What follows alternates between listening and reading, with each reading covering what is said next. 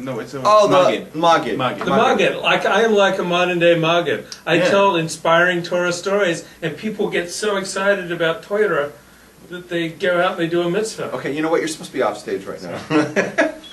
No, but I think there's a lot of merit to that. You like his story. Let me ask you a question. This is why I brought you up here. Mm-hmm. You heard this guy ramble tonight. Like, Yes. You know, we've been doing a show now for an hour, and it's basically been the Levy sex hotline for an hour, right? He brought it down to like the But level. isn't that what the people want? Oh, is that what's going? Let me ask you a question. You're sitting there on the couch. Are you embarrassed for him? Are you embarrassed for our viewers sitting there listening to all this sex gibberish coming out? It's like pointless stories. Doesn't that like? What are your feelings about that? I don't know. I didn't find it that bad. You were entertained by it. But like I said, I was playing Warcraft, so I'm not like 100% sure what was going on. Okay, but you liked his stories. Yeah, it wasn't bad. And once again, you're supposedly my nephew. Boy, a lot of help you are tonight. Okay, so that's it. So I'm wrong. I'm wrong. gonna go back to. Okay, you go get the hell out of here. Who needs you? You didn't do. All right, get out of here. We don't need you here. It's just okay. So there you go. The audience actually likes this stuff. Okay. It's very important when you're converting So to go ahead. Orthodox Judaism and you're getting psychotherapy from a rabbi at his house, and he asks you if he can lie down in the bathtub and have you piss on him. It's really important that you think about that. Like, is that really what you want to do? Is this what you want your conversion to Orthodox Judaism to be about? And do you want him at the mikveh when you like finally complete your conversion to Orthodox Judaism? Because generally speaking, most Orthodox rabbis are not going to ask you to do that.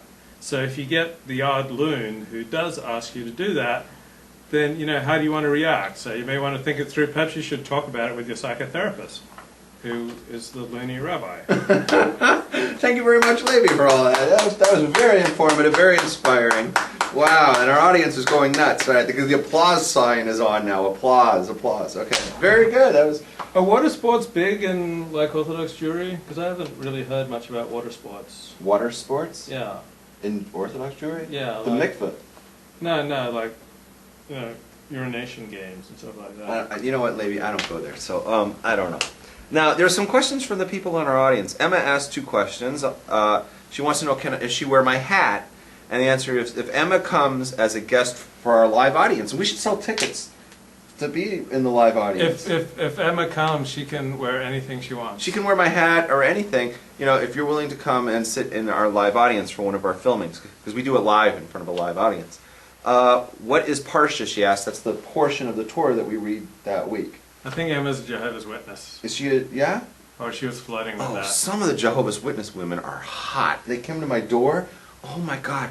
Like they seriously, they find the hottest women for that cult, and they come knocking on the door, and I'm like, and you're like, oh hi, let me introduce myself. My name's Dominique Levin Strauss. Please come in. And then like you're totally naked. And you said, I'm the head of the IMF. Like get it down on your knees, ladies. I'm standing there at the door. And then he said, oh, it's totally consensual. Totally consensual. And they've got like your DNA sprayed all over their watchtower. Like, oh my God, they're like some of the hottest women I've ever seen. Are the 7? What do you think Dominique Levin Strauss? Jehovah's Witnesses that come to the door. Yeah. What do you think about his little liaison? I haven't been following. The one that I think the guy who gets the hotter chicks is the Berlusconi guy. Do you see this guy? Like yeah. You know, he gets the ugly ones as the Sperminator. Sperminator gets like the Mexican 85-year-old maid who's been working there. Like, ugh, isn't that gross? I mean, is that what he gets? I mean, you know, you get like, you know. You're the Sperminator. You know, you made $45 million on a movie. And that's what you get. You get like the maid who's like 95 years old. I mean, like, come on. You can do better than that, right? But that Berlusconi guy, he's got it going on. He's like 75. Yeah. He gets chicks who they say are underage. I mean, this guy, he's got it going on. What about so-and-so's mom has got it going on? Stacy's mom. Stacy's mom has got it going on. Stacy's mom has got it going on. Going on. All right. Now, the next question is in here is... That's a song, by the way. Look it up on YouTube. There's a Zerua. I don't know who that is. Zerua. We don't. If you don't. You got to let us know. Who are you? We don't know who you are. Zerua asks, should a man without a beard teach Torah? You want to answer that one? Well, I wrote a very learned essay today on a brief history of my beard. And I talk about how it gives me a lot of street cred in the Orthodox community, because if they don't know any better... Oh, is Zerua Chaim Amalek? I just caught. He probably read your blog, And now he's heckling you. And I walk around, and I got a beard. It does give me a lot of street cred. I remember I was going to B'nai David, Judea, and because you felt the vibe outside of it. You were walking down the street and like felt the vibe. And like I was going there regularly, and the Mexican cleaning women there, they asked a friend of mine, "Hey, how come the rabbi doesn't go up front to speak?" She thought I was the rabbi because I had the beard. Right, I read that on your blog just now. So that you got a big height because you have a huge ego that needs to be satiated. I'm a very big man, and I do desire satiation, but only within the strict limits of Torah. Okay. Because when you go outside of Torah, it's just not emotionally fulfilling. Like it leads to like emptiness. I find that like woman after woman, all this stuff, and just inside, it's just like it was corrosive to my soul. And like casual sex, it's only rewarding for the first few decades. Like after that, it's just it just leaves you just so bereft inside, and you're like, oh, why can't I get closer to Hashem? It's because you're banging all these shiksas. So put down the shiksa, pick up the Torah, and follow Lady. He's your moral leader. Haba, Gan Eden. Right, he's your moral leader. Okay. We want Mashiach now. Oh, here's a good question. This is an important question. D. Medic, who's your favorite guy in the world, who's a Canadian. Big shout out to the Canadians. We love the Canadians this week because the Canadians said that they don't agree with the 67 borders of the State of Israel. Right. Yeah, they're not going to tell the State of Israel what to do, whereas America, led by our president, is like, dictating to the State of Israel what to do. Right? The Canadians, let's give a big round of applause. The Canadians don't take no shit. Yeah, we love the Canadians. All right, so D. Medic asked, can the guests play World of Warcraft if we had it on the big screen, let's say, right? And my answer is very simple. For a small fee, you guys can play anything you want. That's the whole point. We're in the early stages. We're in the grassroots stages. We're just getting going right now. We're moving from like a garage band. We just got signed by Elektra. Okay, we're going like global.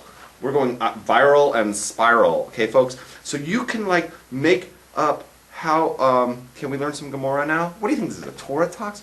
Here's what's going on.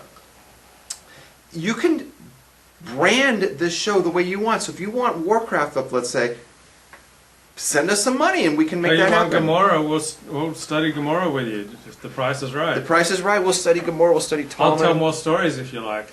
Nadarim 20 or something. Oh, he wants to learn about the tables being turned upside. I know this. Get your mind out of there. Okay, we're going to go on to the Parsha. Can we do that now? Yeah. Can we learn something? Because you're making, well, by the way, what's the score in the game? So it's Thunder by 9. Okay. So, okay, sports fan, weekly Torah portion. Take it away, my friend. Parashat Bemidbar, which get in is a soda. Numbers chapter 1 to Numbers chapter 4, verse 20. We're coming to you live from the house of Rabs. Life is not mainly dramatic revelations from God. It's not mainly revelations from Mount Sinai and you're standing there and God is speaking and he's saying, don't piss on prospective converts to Orthodox Judaism. That's not what life is primarily about. Life is mainly wandering in the wilderness. So the Torah is mainly this book of Bamidbar is mainly about wandering in the wilderness. So that's what life is like for most of us most of the time. So the tabernacle, the ark, the temple, and the synagogue, these all serve as substitutes for and reminders of the divine revelation at Mount Sinai. What do you do with something precious in Judaism, such as a Torah scroll or a hot check? You don't have sex on top of the Torah scroll. We learned that earlier. And you don't have sex with a hot check until you're married. That's correct.